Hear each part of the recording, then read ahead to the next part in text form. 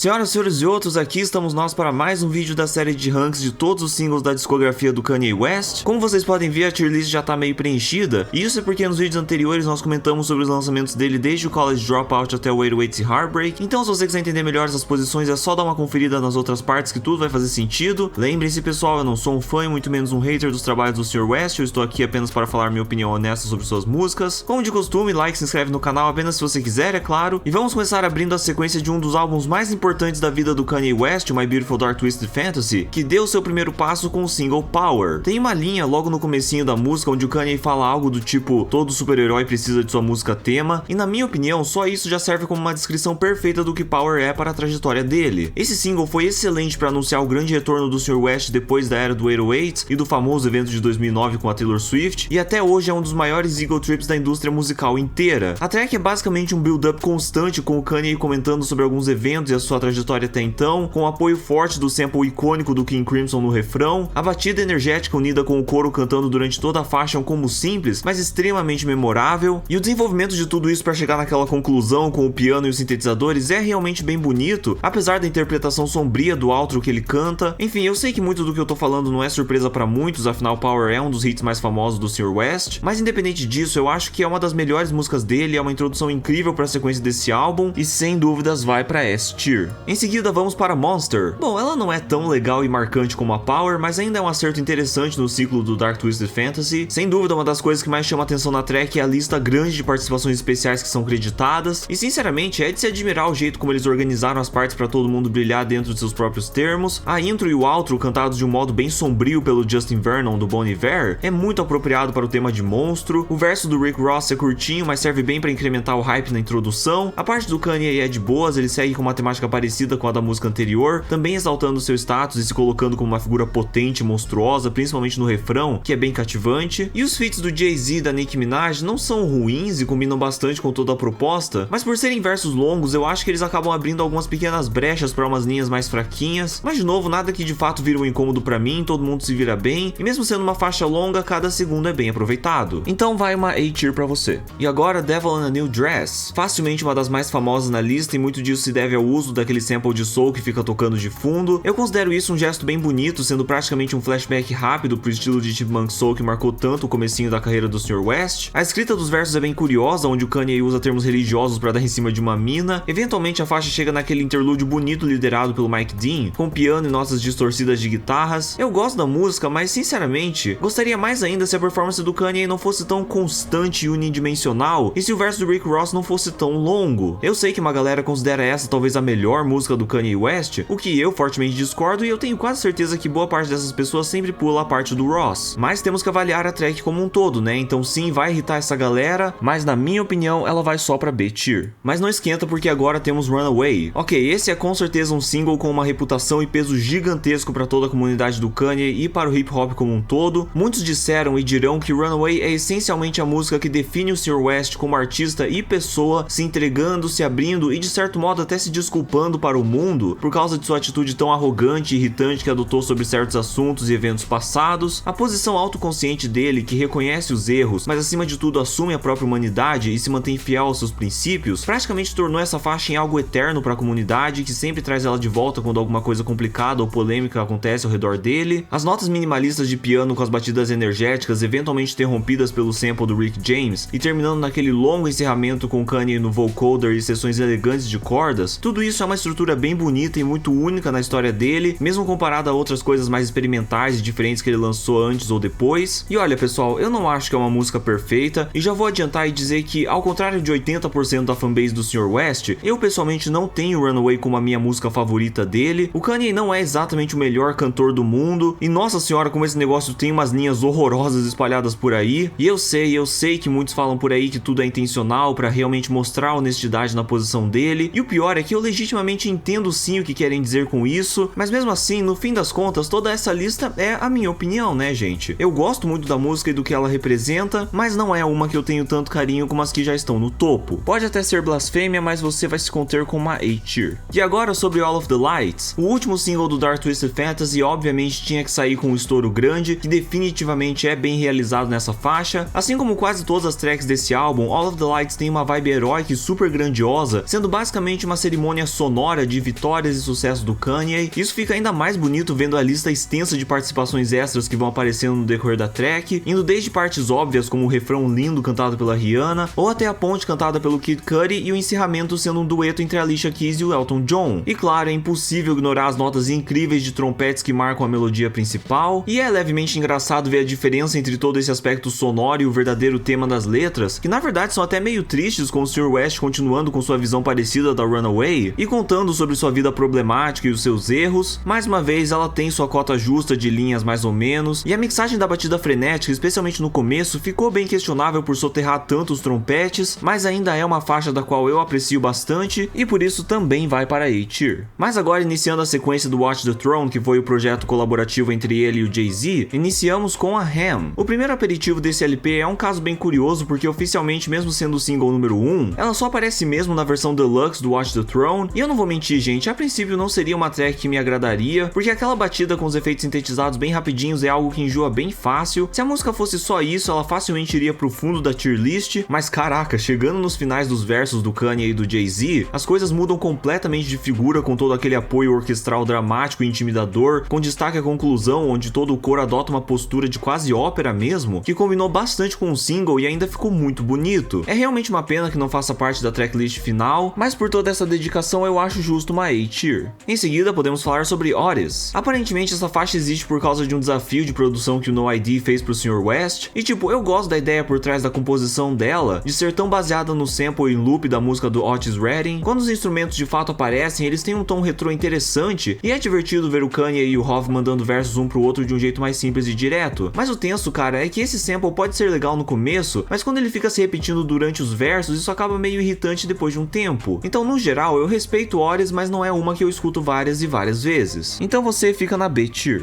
E agora temos um hit bem interessante do Sr. West que eu vou carinhosamente apelidar de Paris. Mais um lançamento super famoso do catálogo dele, não só por causa do seu título ousado ou das piadinhas que surgem a partir dele, mas também pelo simples fato de ser uma das coisas mais incrivelmente energéticas e animadas que o Kanye e o Jay-Z já fizeram. Aquela melodia eletrônica que fica saltando entre batidas mais rapidinhas e outras super barulhentas e grandiosas é uma união perfeita para esse single, que é basicamente uma grande celebração e disposição de poder e reputação dos dois rappers, comemorando o sucesso em Paris. E sinceramente, cara, eu acho que essa é uma das músicas dos dois que menos precisa de explicação. Eu acho praticamente impossível escutar ela e não sentir o hype absurdo crescendo em você, e por isso, mesmo sendo uma das mais famosinhas, eu coloco na S tier. Em seguida temos Why I Love You. Não é um lançamento ruim, mas pra mim é consideravelmente mais fraco que o resto das músicas desse vídeo. Os sintetizadores pesados de fundo e o refrão do Mr. Hudson são bem legais e pra mim os highlights principais da composição, mas a estrutura super quadrada e padrão dela coloca um peso bem grande nos versos dos dois, que por si só não estão ruins, mas não acho que vivem à altura ou energia das outras faixas dessa sequência. Meio que é só isso mesmo, então vai pra C tier. E agora Gotta Have It. Essa é uma das minhas favoritas dentro do Watch the Throne. É um single bem curtinho, mas aproveita muito bem a sua duração, fazendo um jogo muito legal de samples do James Brown, trocando entre batidas distorcidas e minimalistas como uma cortesia da contribuição dos Neptunes na produção. E por mais que não tenha nada de revolucionário nas partes do Jay-Z e do Kanye, a performance deles ainda segue bem carismática e divertida, combinando bem com a proposta geral da música. Não é uma das melhores coisas que o Sr. West fez na vida, mas ainda é uma faixa legal e concisa, que por mim pode ir pra A tier. E por fim, claro, No Church in the Wild, terminando o vídeo com a própria abertura do Watch the Throne, e é mais um hit muito bem conhecido e admirado dentro da indústria. Obviamente muito disso é consequência direta do refrão icônico liderado pelo Frank Ocean, assim como um instrumental que talvez seja o mais próximo que vamos ter de uma música deles em Dark Wave, e o hit propõe uma mensagem e reflexão bem interessante sobre as noções de poder e religiosidade, incentivando mais o empoderamento pessoal para superar adversidades na vida. Sim, é debatível se eles chegaram a manter essa mentalidade posteriormente, mas na época com certeza deve ter sido impressionante, e mais uma vez sim, eu tenho uma ou outra coisinha contra ela, especialmente naquela parte do The Dream cantando, que pra mim ficou levemente engraçado, mas no fim é mais um acerto impressionante e apropriado para encerrar o ciclo desse grande collab. Então você pode ir pra A tier. Então vamos ficando por aqui mesmo, espero que vocês tenham gostado. Não se preocupem porque a série vai continuar entrando em uma era bem peculiar dentro da história do Kanye, mas até lá, como sempre, like, compartilhem o vídeo, se inscrevam no canal, e claro, por último, mas não menos importante, lembrem-se que tudo aqui é somente a minha opinião, beleza? Falou!